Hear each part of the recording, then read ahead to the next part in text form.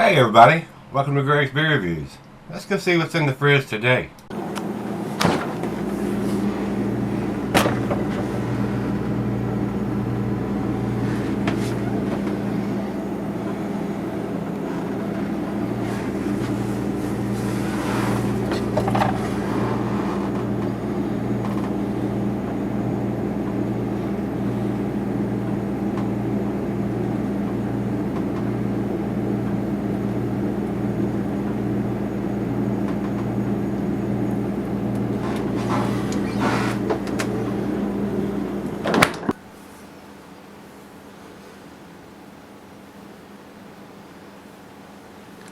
Hey everybody, welcome to Gregsbeerreviews. Today, thanks so much for stopping by. I do appreciate it.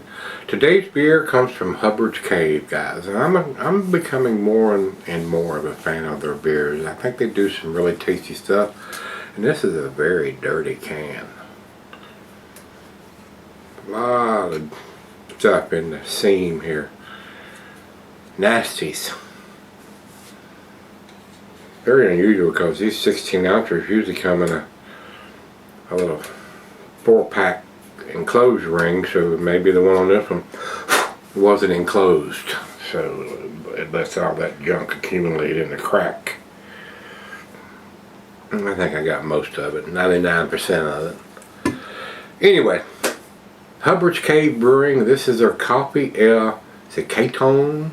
It's got a little asterisk over top of the O in Zacatón.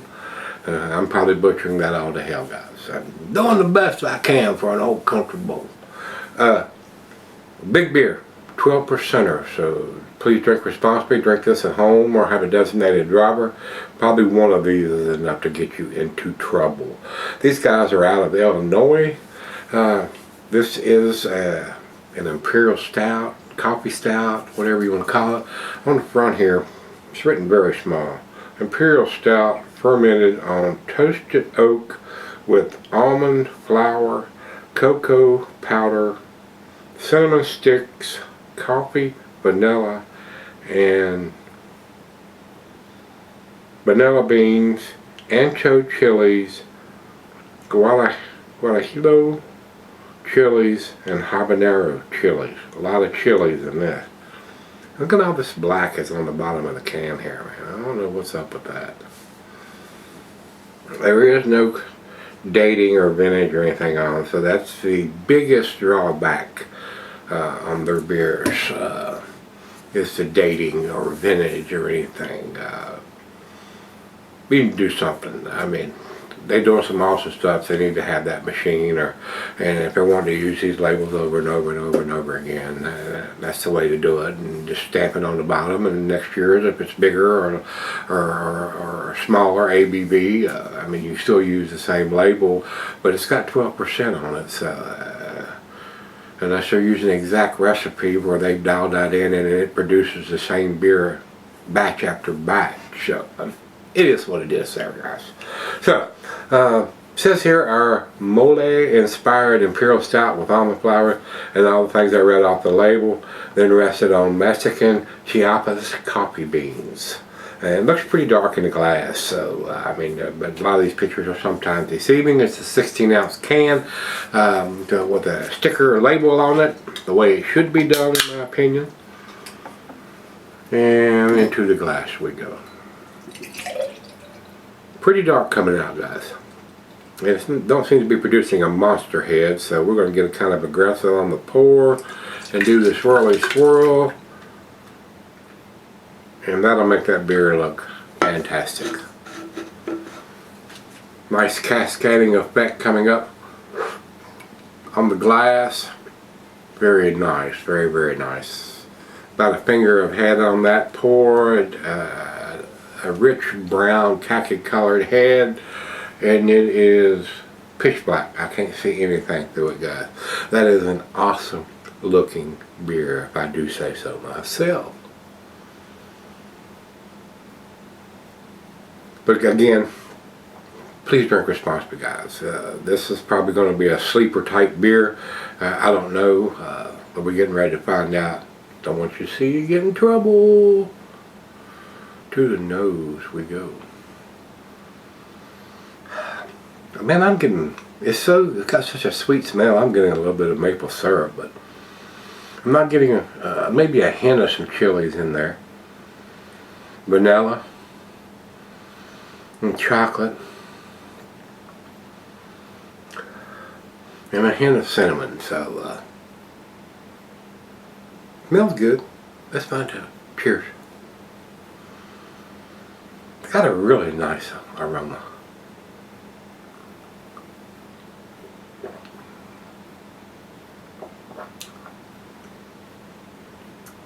Oh man. A little bit of heat there from the chilies. Not overpowering to me because I eat a lot of hot stuff. A whole lot of hot stuff. I mean, if you can eat Carolina Reapers and ghost peppers, this ain't nothing.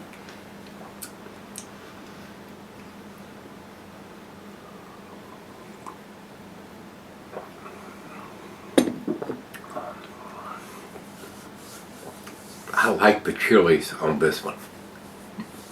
Just enough heat to let you know there's some chilies in there. Wow. I really like this beer. Super tasty. Man, I'm getting the cinnamon and the vanilla and the chocolate. And I'm getting the chilies.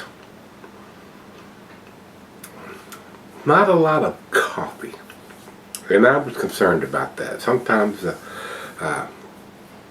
the coffee doesn't come out too much. Maybe a very subtle coffee notes there, but I think the chilies and the rest of the ingredients are overpowering the coffee just a little bit. But swirly swirl, back in, going in. And maybe, like I said, this is right out of the fridge, guys. So maybe those coffee notes will start coming out as I drink it, and it comes at the room temperature. But if you're wanting a heavy coffee beer, right now this is not it. So, but everything else is right on par. So let's go sip on it, let it come up to room temperature, and I'll be right back. All right, guys, I'm back. Been sipping on it for a while. The coffee, if it's there, is very subtle.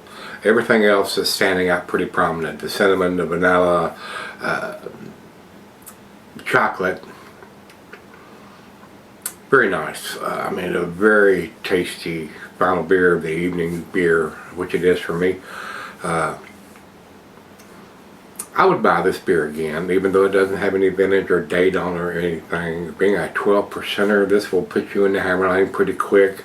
Again, a great final beer of the evening. I enjoyed this. Like I said, I'm impressed with what these guys at Hubbard's Cave are doing. I don't think I gave a 10 to anything without going back and looking, but they are well-made beers. They are very, very tasty, and this is no exception. The other half absolutely loved it. Had to pry it out of her hand as usual. She likes these dark beers like this that have that big chocolate and cinnamon and vanilla taste to them. Very well done. I mean, I can't take anything away from this other than not having any kind of dating or vintage or anything like that on it. Especially if they call it a coffee beer and not having when it was put in the package. That's what I have a problem with, because coffee fades, guys. With that being said, I don't know how long this beer has been out, whether they've done it before or anything like that. There's not 10,000 reviews on any site telling me that they've done it multiple times. So very, very nice, very well done. I mean, very enjoyable beer. So just drink responsibly, guys. So this is a bigger 12% beer. So just be aware of that when you're sipping on this and you plan on driving somewhere. Not a good idea. Final chug. Awesome aroma. I mean, I do get some maple syrup aromas from this beer. Wow. Awesome aroma. It really is.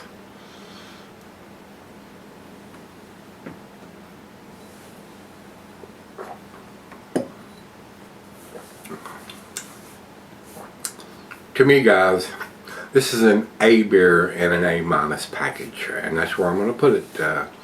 To me, guys, 92 for me on this one. Awesome beer, and again, it would be a regular staple in my fridge if it had some kind of dating on it. Even if I have to go across town to get it, I would buy more than one at a time. Because stuff like this is not available in the local Kroger store down here. It's not going to happen. Never ever going to happen. They're not going to carry stuff like this. They don't have room for it, for one thing, and I don't know. They're more interested in selling the Budweisers and the Millers and the Coors beers to people. They can make more money off of selling those crappy beers than they can these, because they don't sell as many of them. And the price point is a factor there. If you can buy 8 of these compared to 30 of those, I mean, and a lot of people look at it that way too. So even though they're getting horse piss compared to something quality, 30 beers are going to last you a lot longer than 8. So anyway, with that being said, I enjoyed this, guys. I mean, it's very, very tasty. The coffee Zacatón Tone, however that last word is pronounced, from Hubbard's Cave. Let me know what you think. Very tasty beer, guys. 4.2 from Untapped and 88 from Beer Advocate. So Beer Advocate's got it in the B plus scale, and me and Untapped have it in the A- scale. So if you've had it, let me know what you think. Till we meet again, let's go see what's in the fridge.